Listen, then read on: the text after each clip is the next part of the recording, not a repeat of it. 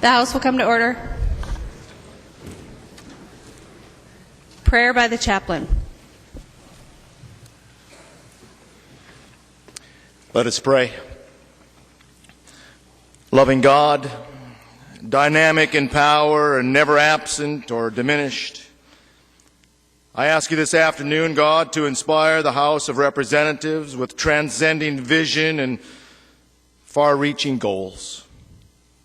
While focused on honest issues facing the people of Minnesota, keep them as practical as most of our citizens, O God. With your help, enlighten them to assess accurately our state's resources and yet be honest enough to admit our limitations. Prevent them from enabling dysfunctional endeavors, O God, or from being distracted by unreal anxieties. Shape this assembly into a body of diverse ideas which can solve any problems with a variety of approaches until a fitting solution can be brought to bear lasting goodness for your people. This we ask, calling upon your almighty name. Amen. The chaplain for today is the Reverend Richard D. Buller from Valley Community Presbyterian Church, Golden Valley, Minnesota. Pledge of Allegiance. Please remain standing and recite the Pledge of Allegiance to the flag of the United States of America.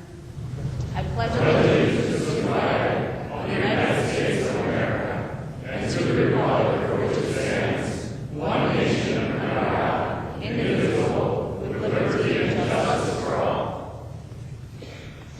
The clerk will take the roll.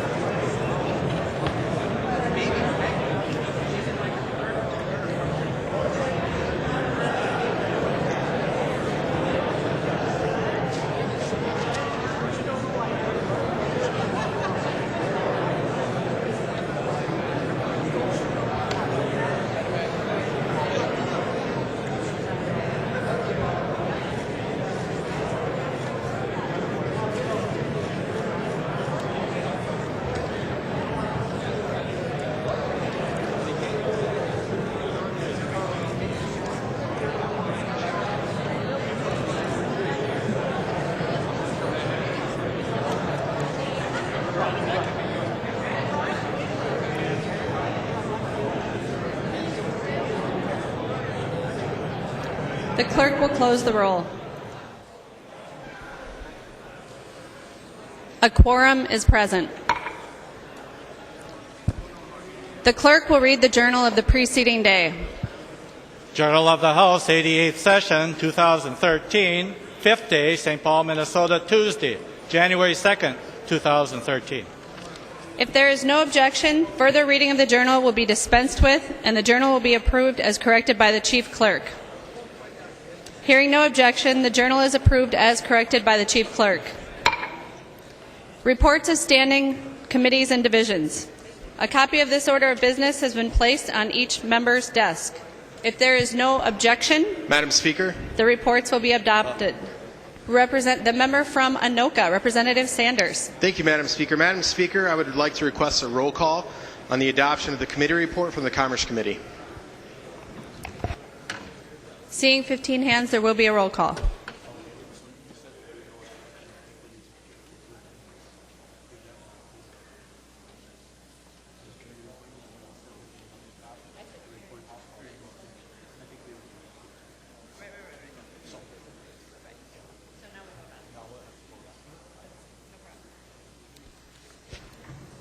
Representative Sanders, there will be a roll call vote on your motion. Did you want to speak to your motion? Yes, Madam Speaker. Thank you very much. Members, Representative Huntley, you've said as well that the Minnesota Health Insurance Exchange is the largest, single biggest event, game changer in Minnesota's history, or at least the last 50 years, but that's at least during my entire lifetime.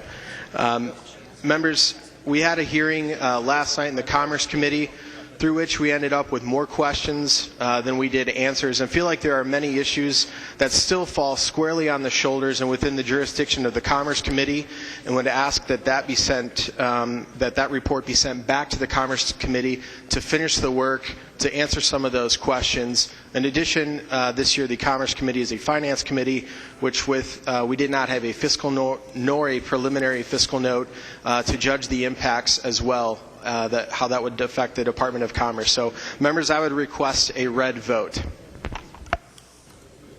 The member from Isanti, Representative Dowd.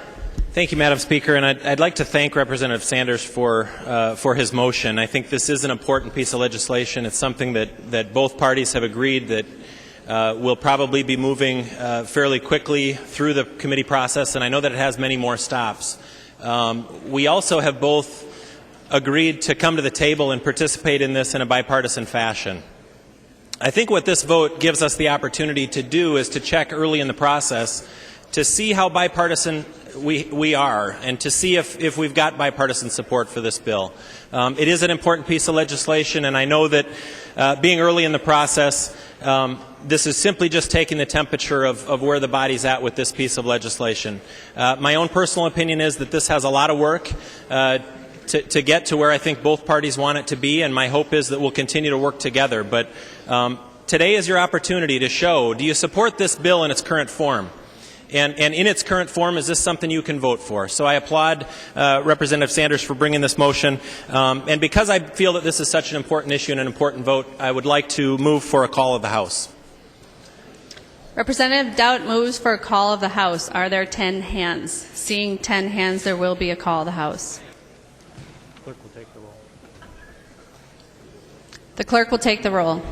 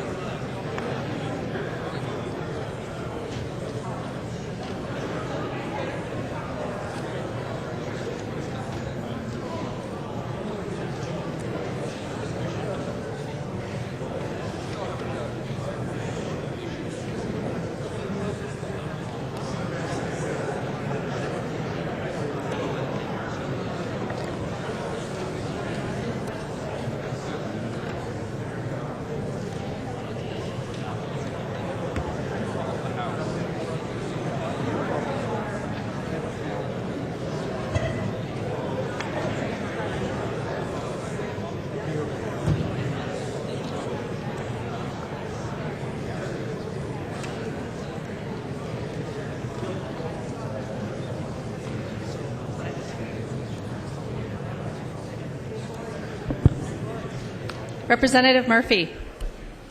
Thank you, Madam Speaker and members. I move that further proceedings under the roll call be dispensed with, and that the Sergeant-at-Arms be instructed to bring in the absent members.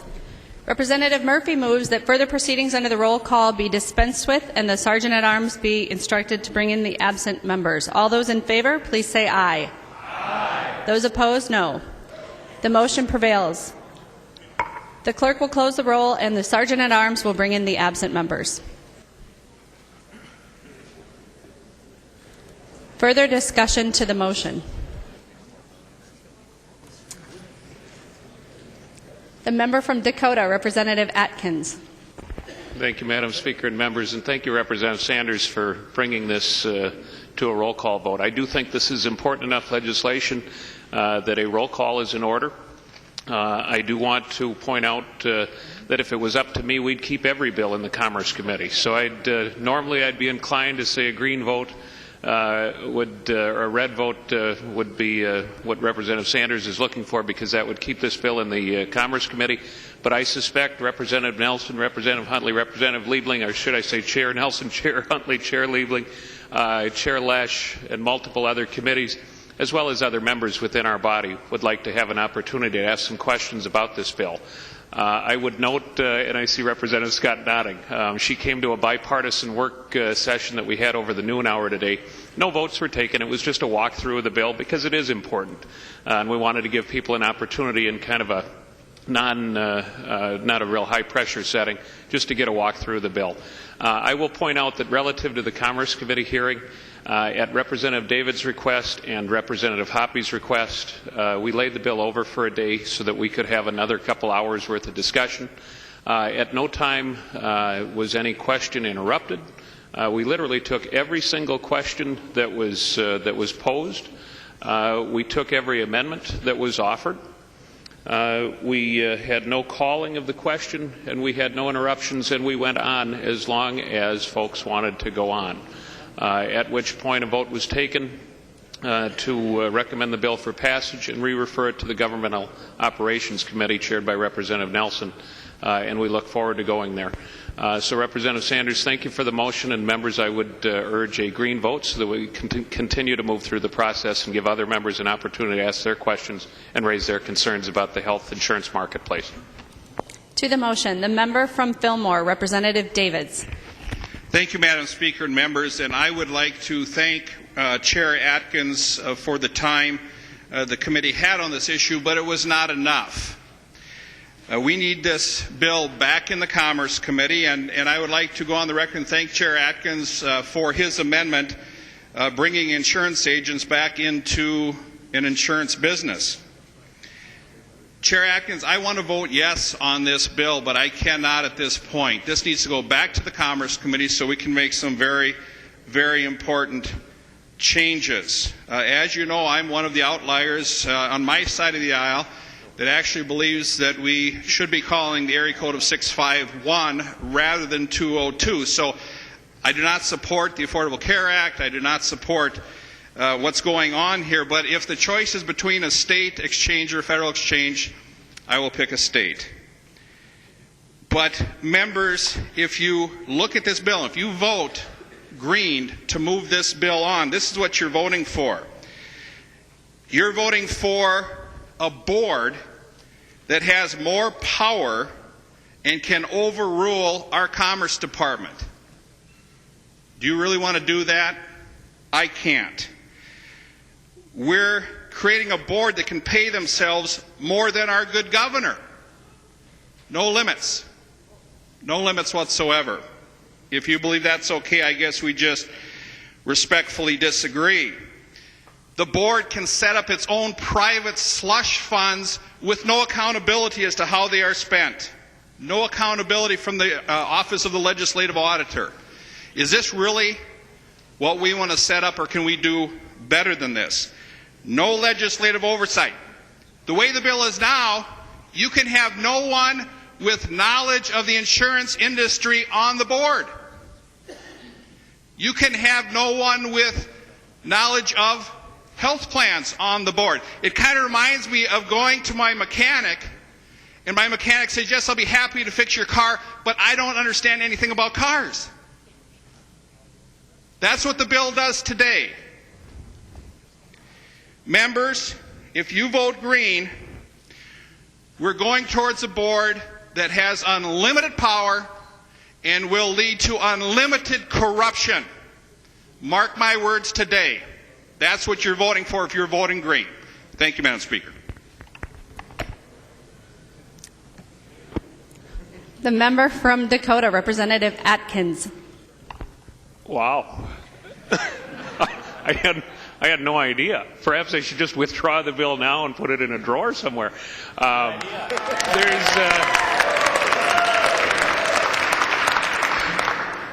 That might be the only, I appreciate the majority leader getting up. That might be the only hand I get all session, so thank you. Just a couple of minor corrections. In the language of the bill is oversight by the legislative auditor. The oversight by the Commissioner of Commerce is unaffected. The slush fund that Representative Davids referenced is a reserve account.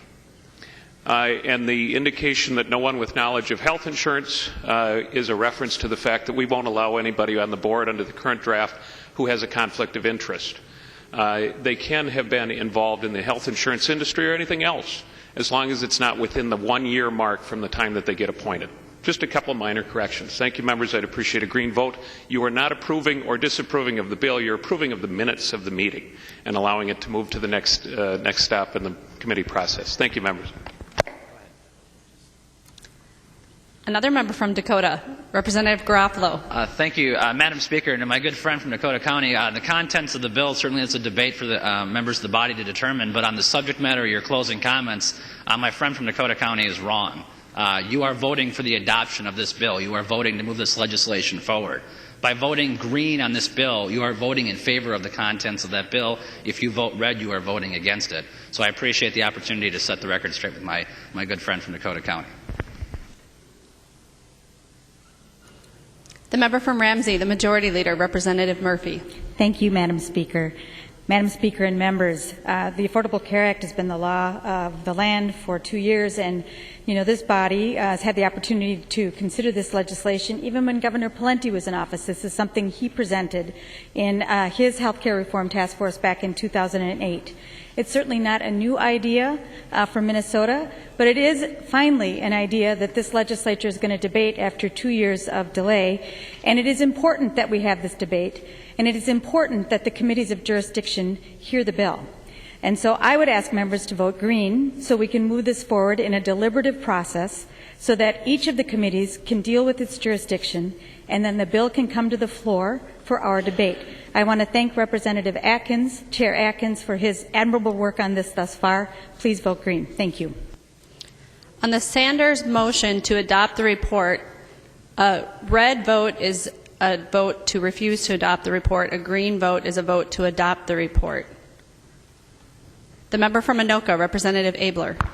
Thank you, Madam Speaker, and members. I'm a co-author of this bill, and this is a very interesting bill. And actually, I don't wish that it would never pass, because if it did, we'd get the federal version, which I don't even know what it's going to be, and it's going to be more expensive and problematic.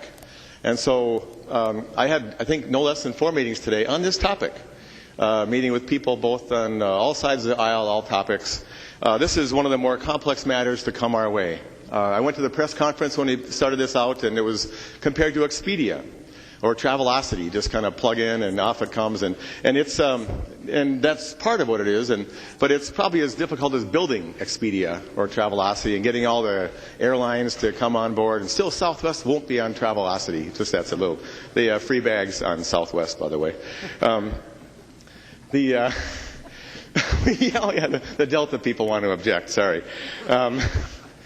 But, Madam Speaker, this is, I think, one of the more complex bills of our time. Representative Huntley calls it the biggest change since 1965. I looked at the schedule, and there is no meeting of the State and Local Government Committee on Monday. And we could actually vote green on this motion, and Chair Atkins could have a nice weekend of meetings, and Monday morning, and come back. We can move this bill again Monday when we're here, and give it some more time. It's going to get a thorough hearing. But some of the issues that are still unresolved do involve the Commerce Committee, and me liking the committee process, I wish that it could stand to the able hand of the good chair there for a little bit longer.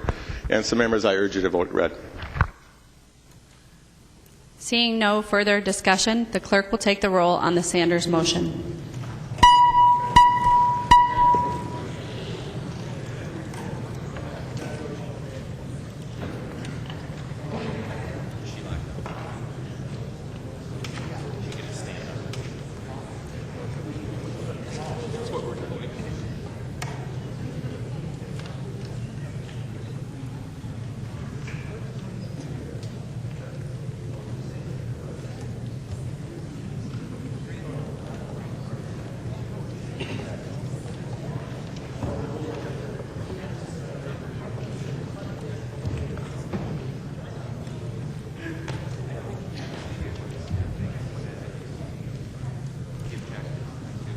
The clerk will close the roll.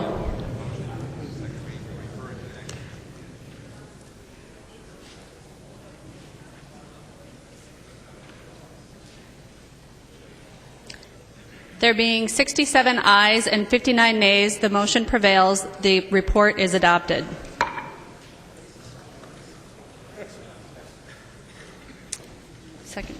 Second reading of House Files. Second reading, House File 66. Second reading. Introduction and first reading of House Files.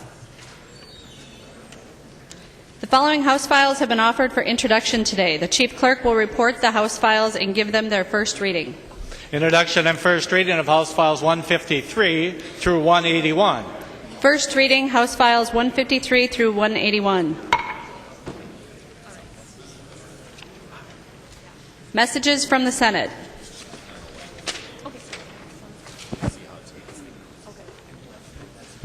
Message from the Senate. Mr. Speaker, I have the honor to inform the House that the Senate is ready to meet with the House in joint convention on Wednesday, February 6, 2013, to receive the message of the Honorable Mark Dayton, Governor of the State of Minnesota, which will be delivered at 7 p.m. Signed, Joanne Zoff, Secretary of the Senate. Mr. Speaker, I hereby announce that the Senate has appointed a committee of 5 members of the Senate to act with a like committee on the part of the House to escort the Governor to the joint convention. Senators Champion, Kent, Peterson B., Rude, and Wicklund have been appointed as members of such committee on the part of the Senate. Signed, Joanne M. Zoff, Secretary of the Senate. Mr. Speaker, I hereby announce the adoption of the Senate by the following Senate concurrent resolution herewith transmitted. Senate Concurrent Resolution 4, a Senate concurrent resolution adopting deadlines for the 2013 session. Introduction of Senate Concurrent Resolution Number 4, a Senate concurrent resolution adopting deadlines for the 2013 special session, for 2013 regular session. Murphy E. moves that the rules be so far suspended that Senate Concurrent Resolution Number 4 be now considered and placed upon its adoption. The member from Ramsey, Representative Murphy, the Majority Leader.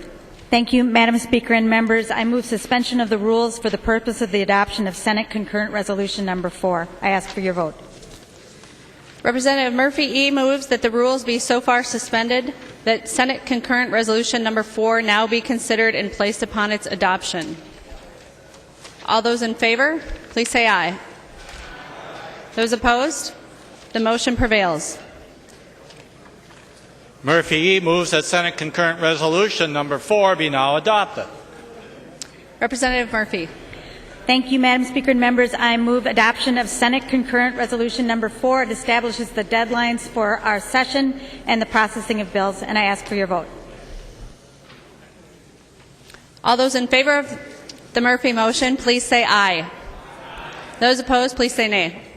The motion prevails. The Senate Concurrent Resolution Number 4 is adopted. Motions and resolutions. Members, there are copies of the non-controversial motions at the House desk and online. If there is no objection, we will take action on these motions first. Hearing no objection, the motions prevail. Announcements.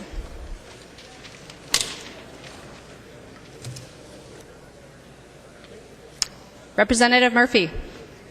Thank you, Madam Speaker. Members, I move that when the House adjourns today, it adjourns until 3 p.m. Monday, January 28, 2013.